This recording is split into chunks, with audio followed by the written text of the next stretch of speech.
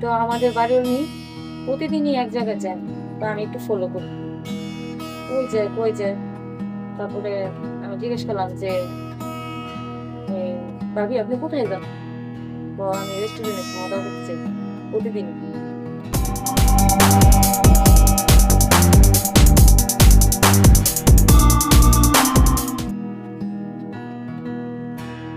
Hello guys, আমার দুষ্টু মিষ্টি বন্ধুরা, তো তোমরা সবাই কেমন আছো? আশা করি অনেক ভালো আছো। তো আমি অনেক ভালো আছি। তো আজকে আমি ছোট্ট একটা গল্প নিয়ে তোমাদের সামনে আসা। সেই গল্পটি হচ্ছে একজন ভাড়াটিয়া আর বাড়ির মেয়েকে নিয়ে। তো অবশ্যই তোমরা মনোযোগ সহকারে সেই গল্পটি শুনতে থাকো। গল্পটি অনেক মজার গল্প। তো আমি শুরু করলাম সেই গল্পটি। একদম সত্যিকারের কাহিনী, যেটা আমাদের বাড়ির মেয়ের সাথে হয়েছে। তো আমি গল্পটি শুরু করলাম।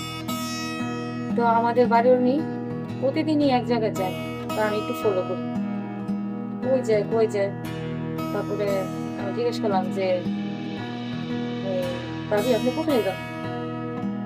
বলতেছে আমি এক জায়গায় যাই।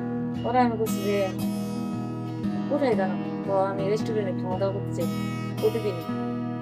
পরে আমি বলছি আমি যাবো। পরে বলতেছে কি, আচ্ছা ঠিক আছে, তোমার আমি নিয়ে যাবো।